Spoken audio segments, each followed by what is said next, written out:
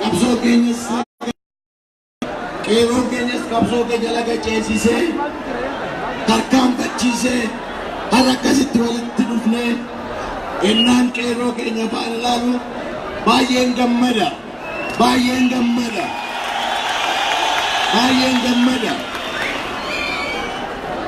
Kuni warri shawaa isin jettanii warri shawaa maali yoo ta'e qabsabni Oromoo maali yoo ta'e amma sabni argee jirutti maali yoo ta'e amma sabni argee jirutti garbummaatti nafu kenna ture.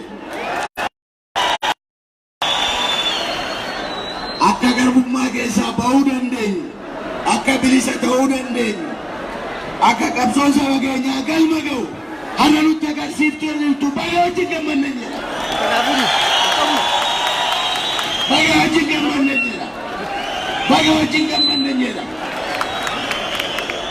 Kana booddee maal hojjettoo jettanii maal jettanii waan sagantaa keenya waan gurguddaa ijoo guddaa waan ta'e waan shan isinitti baane dhaggeeffadhaa. Dhaggeeffadhaa waan shan gadaanisanii waan shan tokkoffaa qabsoon keenya galma ga'uudhaaf qabsoon keenya galma ga'uudhaaf wanti sadii wal qabatee deemuutu irra jira. Dhugaan sadii wal qabatee deemuutu irra jira. Dhugaan sun maal seetan? Filannoo dhugaa, sirna dimokiraasii dhugaa, sirna federaalizimii dhugaa. Kana sadan barbaanna. Kanaaf hojjenna. Filaasinitti maa namni diktaaterii Raashiyaa tokko dubbii filannoo gubbaatti diktaaterii Raashiyaa tokko Joosef Staaliin jedhu ila saba Raashiyaatiin maal jedhe seetan? Sinin filattuu nuti lakkoofnaa jechaa ture. Sinin filattuu nuti lakkoofna jechaa ture. Sagalee saba keenyaa waggaa 27 wayyaaniin lakkaa'amaa ture. Ergamtuu Mallasiin lakkaa'amaa ture. Ergamtuu Mallas fa'iin lakkaa'amaa ture. Har'a garuu sabni keenya saba innaa sagalee isaa lakkaawwachuu beera. Lakkaawwachuu beera. Murteessuu beera. Tokko kanadha. Federaalizimii jedhanii saba keenya gubbaatti waggaa 27 federaalizimii saba keenya waggaa 27 gubbaatti fe'asuni federaalizimii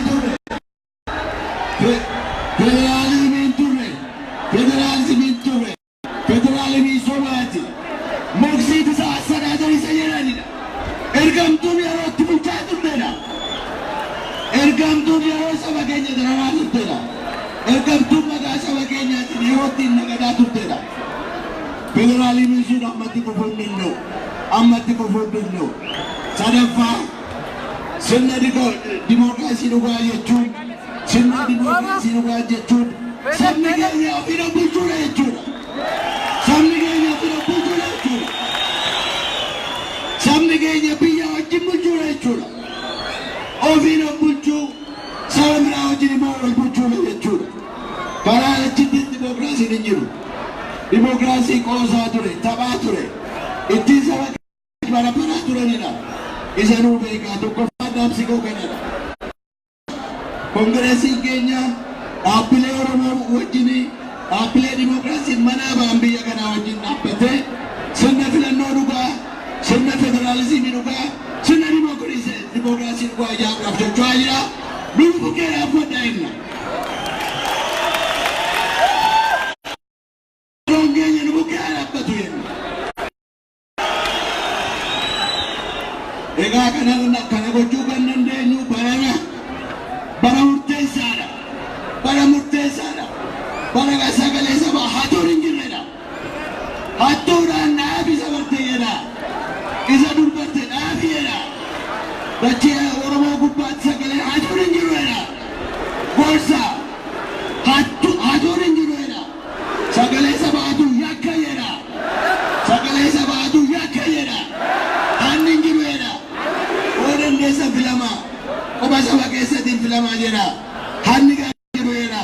Hattuun nu keessa jiraattu jedha. Kana tokko dhaamsi keenya.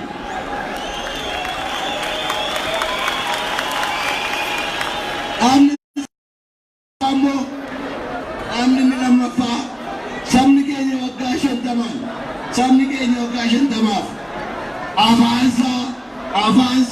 afaan federaalaa akka ta'u, afaan biyyaa akka ta'u gaafachaa ture. Sabni keenya afaan biyyaa akka ta'u, afaan federaalaa akka ta'u gaafachaa ture. Nu ta'uu filamne dura gada jennu afaan keenya afaan federaalaa gochuudha. Afaan keenya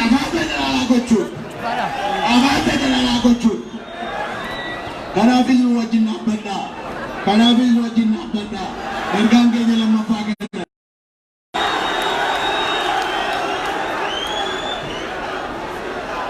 Ergaan sadaffaa.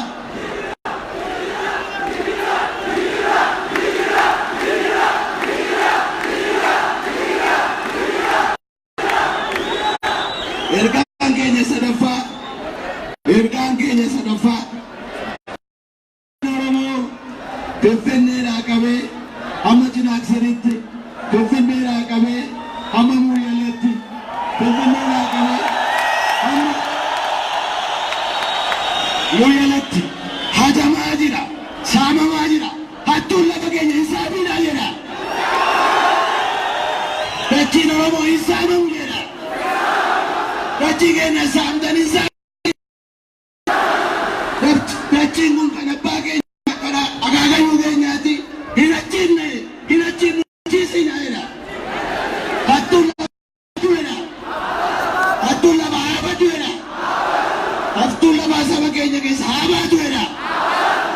Sadaffaa moogaa hattuu lafaa saba keenyaa keessaa baafne dachii saba keenyaa akka hin gurguramne akka hin jijjiiramne gochuudhaaf kanaafis koongireesii wajjin dhaabbadhaa isiniin jedha.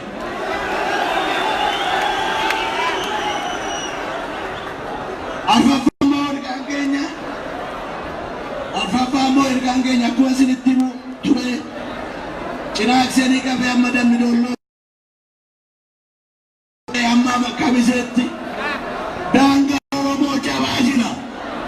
Daangaa saba keenyaa cabaa jira. Daangaa saba keenyaa kabajamaa jiru akka ta'utti daangaa saba keenyaa hin kabajamneedha. Sabni keenya buqqa'aa ture, buqqa'aa jira. Sabni keenya iddoo isaatti deebi'aa jira. Qeesaa dachiisaa gubbaatti deebi'aa jira. Daangaan saba keenyaa hin kabajamu jedha. Daangaa saba keenyaa hin kabajamneedha. Kanaafis koongireesii wajjin dhaabbadhaa. Kanaafis koongireesii wajjin dhaabbadhaa. Shanaffaa dinumaa. Shanaffaa dinumaa.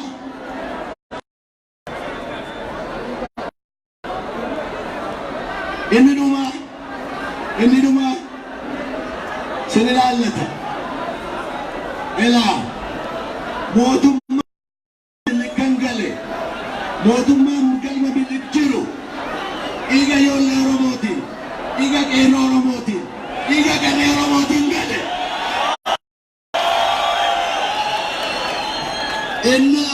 Innaa dalaga walii hiruudhaa jedhamu, innaa hojii qabsiisuudhaa jedhamu, innaa aangoon dhufe dabballee fi kaadireetu qeerroon keenya inni dhiigaan qabsoo kana sii ga'ee dalagaa irra hin jiru, hojii qabachaa hin jiru. Iyyaa kana oo filatamne qeerroon Oromoo dandeettii isaatiin, beekumsa isaatiin, qeerroon hundi biyya kanaayyuu dandeettii isaatiin, beekumsa isaatiin dalaga jechuudha.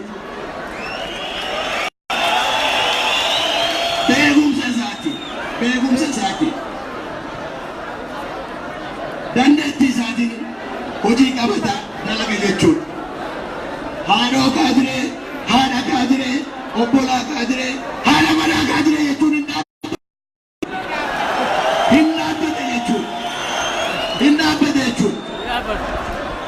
Kana shanan gochuudhaaf nuti nalagaa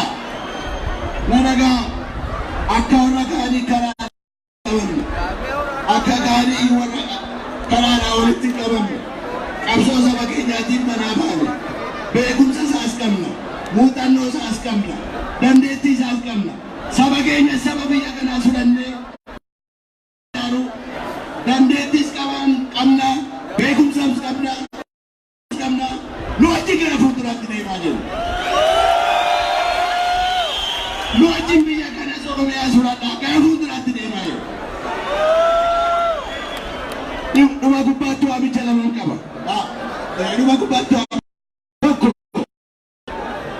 tokko istiraatejii mootummaatti qabatan maaloo nuun jettanii istiraatejii lama qabna. Hootinnaatee saba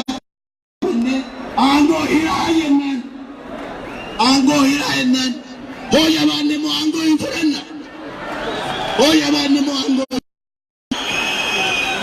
kanaaf koppa kanaaf qabsa afjocha izana naamsi gotok inni lammaffaa immoo tokkummaa sadii dura ijoollee sirbaa turanii tokkummaa sadii nu jala hin raffatina tokkummaan tokkoffaa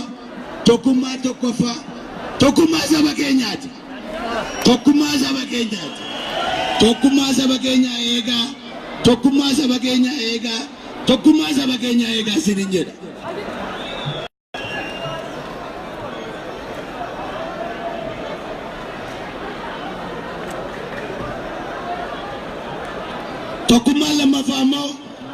tokkummaa lammaffaa immoo baay'een tokkummaa qeerroof qarree keenyaati ila yarana walitti himna chirchaaroon bitamuunis qabsoo haadha fi abbaa ofii gurgurachuunis karaa tambisuunis yakkadha qabsoo haadha keenya abbaa keenya hin gurgurannuedha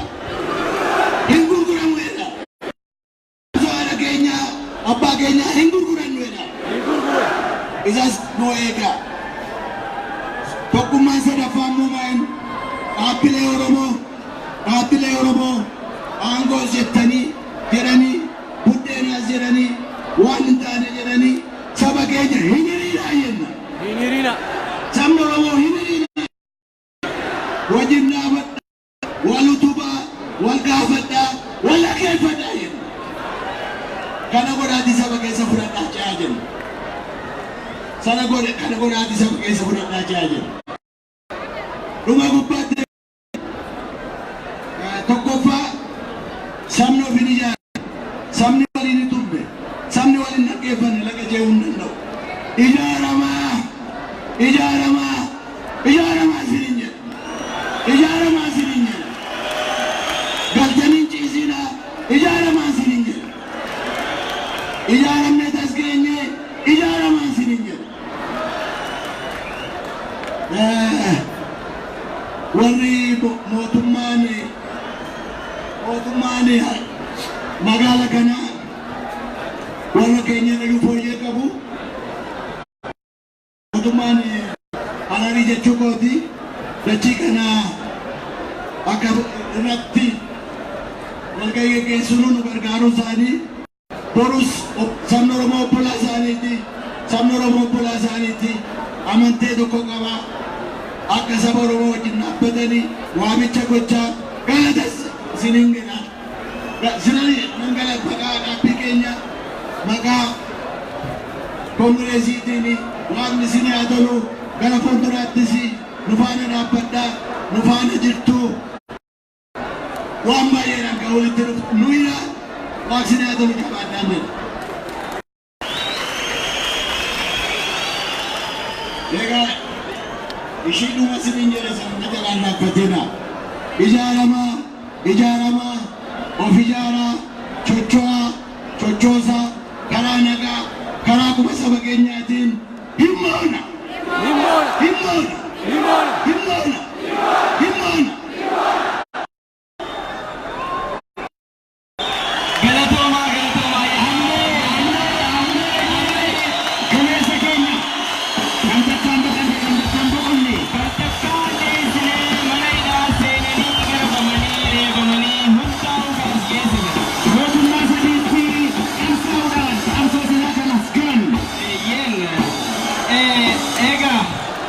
Galatoma yeroo tokko Profeesar Mararaa waan jedhanii yaadadha. Maal jedhu seetan?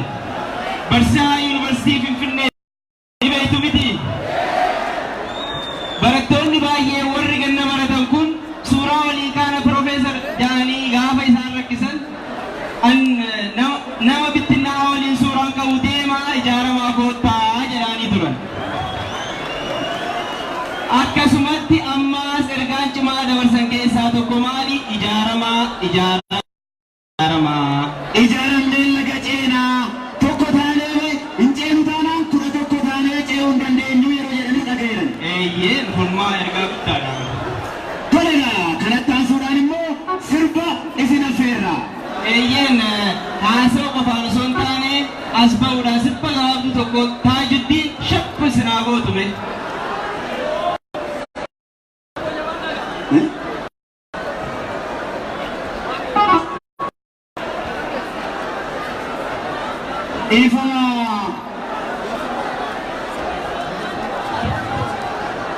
Ifama Taajuddiin gara dhumaatti isin hambifna. Amma kan isin bashannansiisu qeerroo ol deemaa yeroo mannidhaa qilintoo gubachaa ture. Sagalee ta'aa kan ture hooggantoota keenya obbo Baqqalaa, obbo Dajanee, Addisuu obbo Gurmeessaa fi qeerroo keenyaaf sagalee ta'ee sirbaa kan ture. Akkasumas hayyoota keenya Jawaar Muhammad yeroo inni shawar keessummaan himatametti biyya keessa taa'ee maqaa isaa dha'ee kan sirbe bilisummaa dinquu.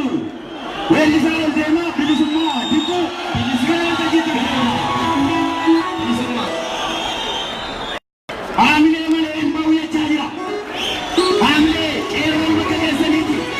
Amsaadha. Bilisummaa. Qeerroo. Ijoollee jaarraa taa'aa jirtu. Ijoollee namaa qilxuu jirtu. Ijoollee dabaraa jirtu. Ijoollee Jawaar jirtu.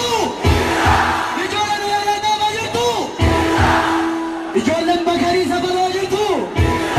Ijoolleen Alii Birraa jirtu. Ijoolleen Gootota Birraa jirtu. Baga jiraattan.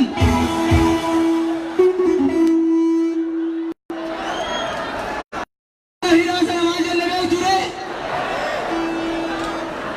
Itti dachaa asatti michuu baay'ee qaban waliin shaashaa godhatu keenya.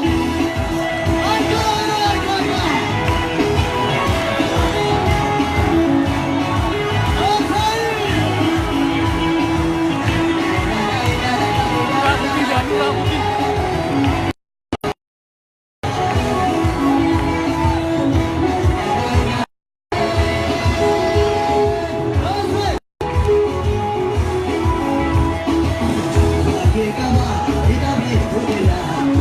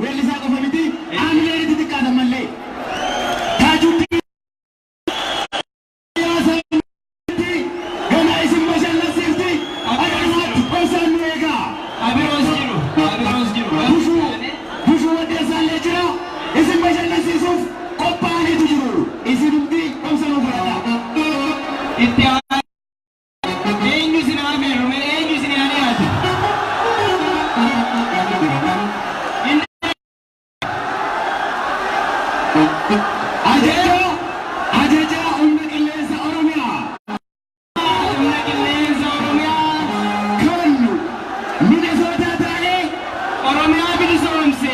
Caffee tumaatii wayyaanee ari'ate. Kompiitara tokko qofaan Finfinnee manneeffate. Jawaar Mohammad.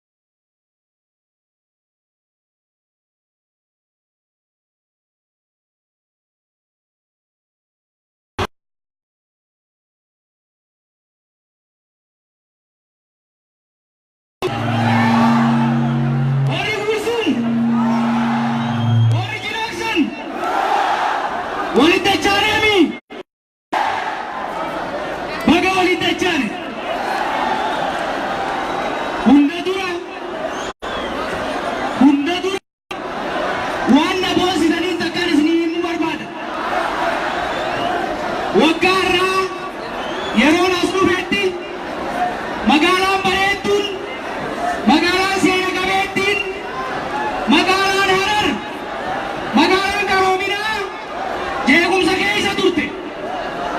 Asitti wal garree gammatti waliin mari'annee biyya teenya, biyya nagayaa, biyya wal kabajaa, biyya sabaa sablammootaa keessa jennee adii walii seenne miti. Biyyoon nagaya miti. Biyyoon jaalalaa miire. Nagaa walii jirtaniifi isiniin jaaladha kanaafin bikka hundatti isiniin boona. Nagaa magaalaa kanaa eegsisuu keessatti qeerroon keenya abbootiin gadaa keenya poolisiin Harariitii fi poolisiin Harargee Bahaa bulchiinsi godina Harargee Bahaatii fi kan magaalaa kanaa wal ta'uudhaan hojii hojjettaniif Itoophiyaan guutuun mootummaan federaalaa isinirraa waa barachuu qaban jira. Finja'u beekaa warri maqaa isin balleessu warri uummataaf rangallootii fi Hararii waliin naquu barbaadu wallee fi saamee isinii doomsuu barbaadu Harar keessa jiru Harar bishaan irraa cite Harar bishaan irraa naqamu jedhanii maqaa isin balleessaa turan.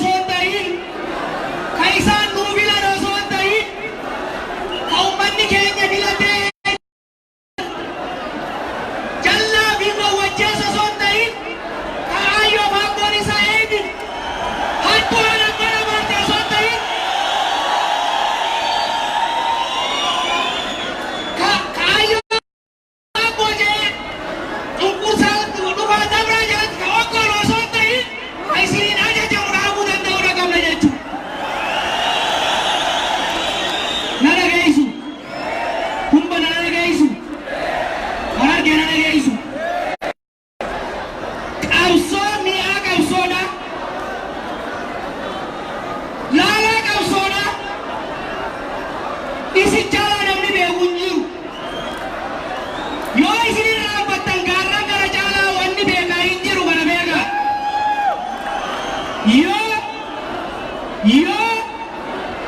gumaan bakar waare akka ba'u barbaaddan. Gumaan elemoogin bu'aa akka ba'u yoo barbaaddan.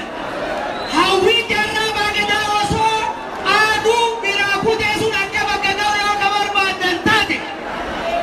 Filannoo tanarratti nama isinii ta'u warra isin guddiftan taqabsoo kana keessatti hirmaachaa ture. Kaayyoo baaboo beekamaa ture ka wayyaanee beekamaa ture osoo hin taane kan abdanyaara beekamuudhaaf qophaa'a osoo hin taane.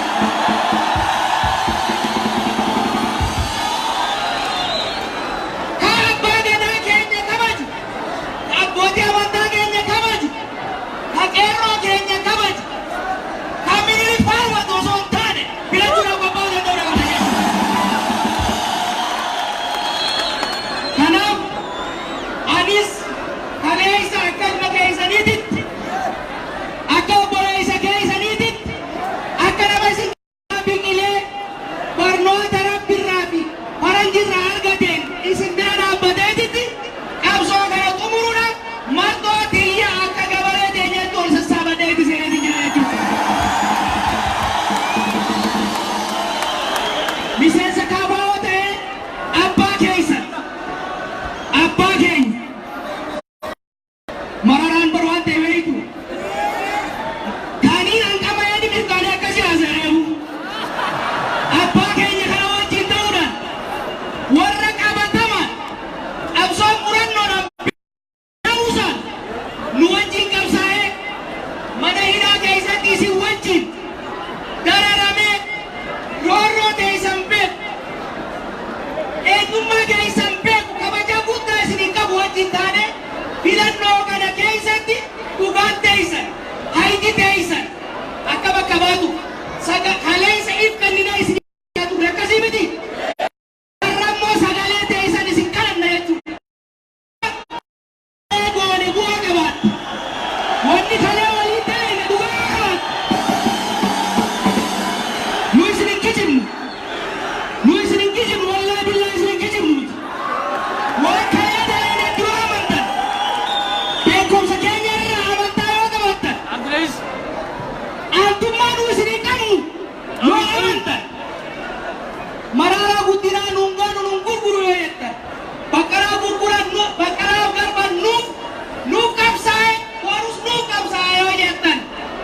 Jawaar Mohammed nuuf falmee agara fuuldurallee nuuf falma yoo jettan. Fuuti kun hoggeessa barbaachisaa kan nu beekumsa muuxannoo ni qaba yoo jettan. Sagalee teessan nuu kennitan akka fedhii teessanitti akka hawwii teessanitti biyya lafuutti galeessu. Oromoo dhageessu na dhageessuumi. Nuti kophaan dhalanne ilmaan hedduu wajjin dhalanne. Oromoo miliyoona 50 nuti Oromoodhaan nu qofaa sii beekaa hin jennuun.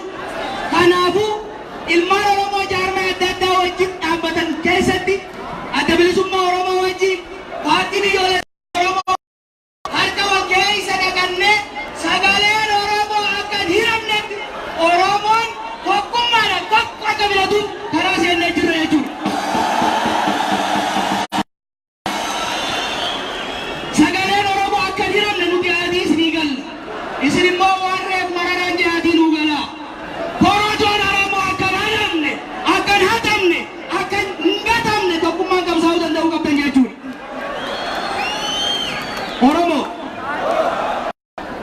diinni warri naftanyaa kaleessa biyya bulchaa tures warri wayyaanee nu saamee kalee biyya galees warri isaan barsiisanii nu raggatanii deemanis wanni ittiin nu dandeessisuu barbaadan tokkummaan Oromoo addaan qoqqooduudha.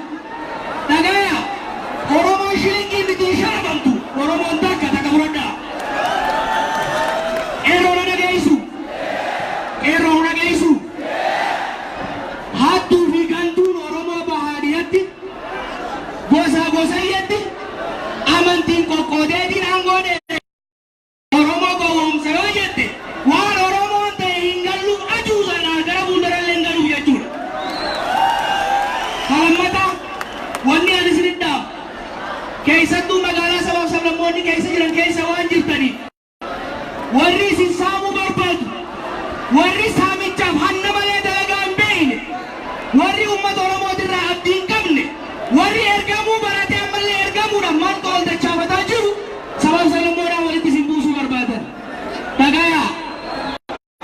ummanni Hararii obboleeyyan keenya dhiiga keenya ijoollee durii teenyaati wajjin jiraannee wajjin as geenye amaarri nu keessa dhufe akka malettu yoo dhufe obboleeyyan keenya biyya teenya ummata teenya sida dhaqanyaa dira qabsoone malee obboleeyyan keenya amaaraa hintuinus adii walii seenuu qabna jechuudha.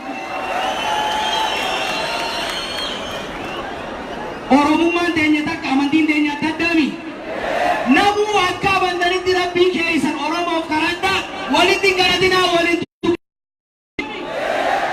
dhumarratti wanni anu fadhu kana beektanii huccuu ummata alaabaati. Ummata alaabaa naannoo kibbaa keessa jiru ta'aadaadhaan wal nu fakkaata. Maaliif hin hubadhu? Guyyaan har'aa guyyaa ayyaana isaaniiti.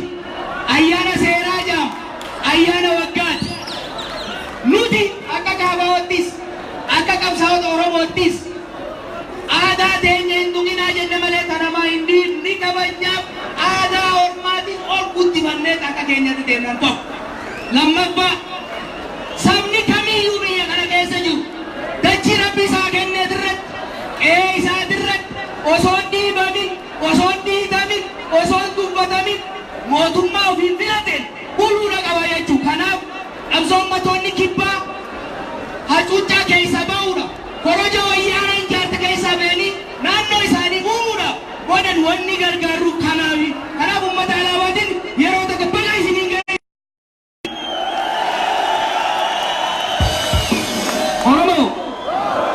Oromoo filannoo tana nu filaa qofa hin jenne na dhageessu warri hawwataa na dhageessu ituu umbana na dhageessuni nama isinii ta'u isinii beeka nama eebiftanii guddiftan nama qabsoo kana keessatti hirmaachaa ture nama boruus biyya kana bakkaan gaa jettanii keessaa laalaati qaadimaatii nutti dida bakka bu'aa paartii keenyaa goonee gadi isinii finna isin filattan nutti ergitan aadiin anis ni galu aadiin anis ni galu paartii keenyaa bakka bu'ee nuti akka kaabaawwatitti hattuu saamtuu tultullaa hunda poostaadhaan isinitti gadi erginu beekaa keessan hayyuu keessan isin keessaa isin nu kennitanii barsiifnee guddifannee biyya waliin bulchina jechuudha. Akkiinje osoon haasaa oolee barga hin quufu isinitti taan galmatti deebinaa hedduun isin jaaladha arras boruus injifannoo ta'u ummata Oromooti.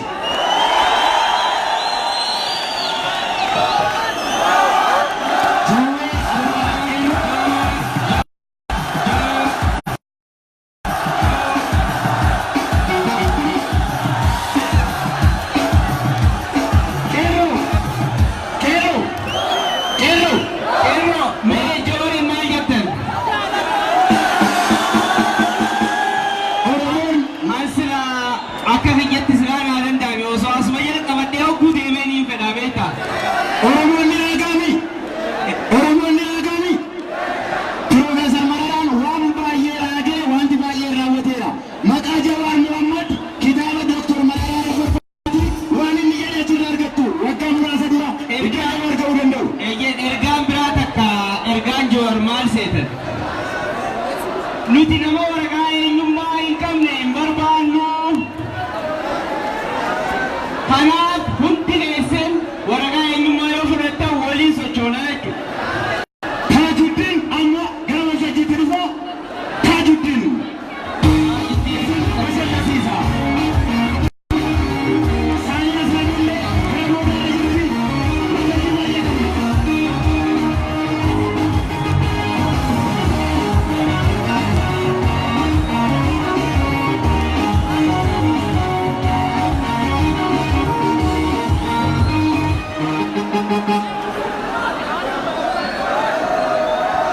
Nagami bishaan taatee dheebutee dhugaan bahu mi'a taatee dhandhamee dharraan bahu daahimimee hin dhaga'u Nahimene Ichole sito malali puto Ichole sito malali rito Ele manjana Ibera sibagnan Buyana golgola Kato mama fadero sibagawali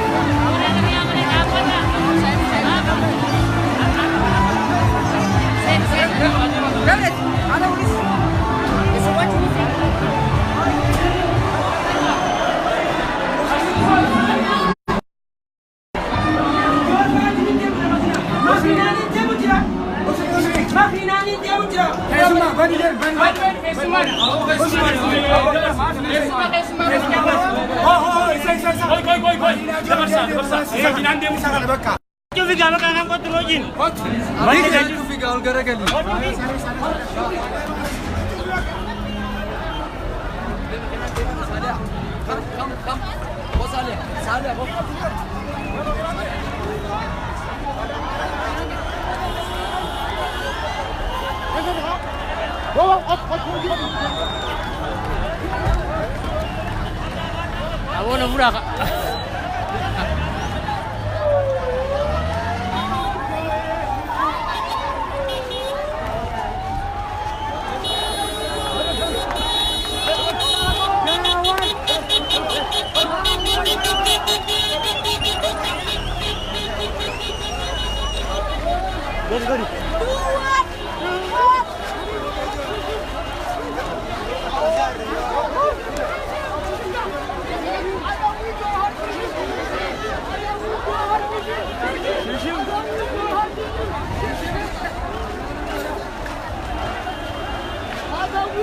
Go.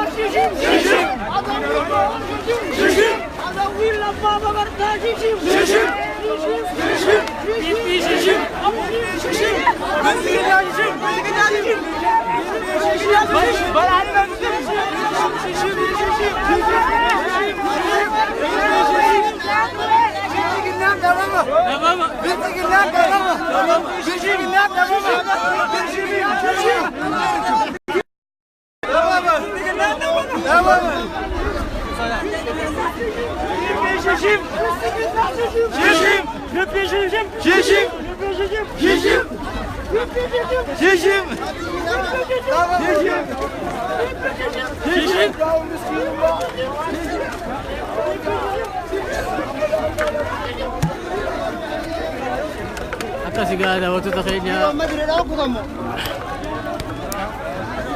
شير وليغدا وبرغا فجدا أسرت يا دبان كسابو ده كلمتي ولا غير ربي جه عند سوني شارجي تيوتنا شير وليغدا بلتوا نجي نطرا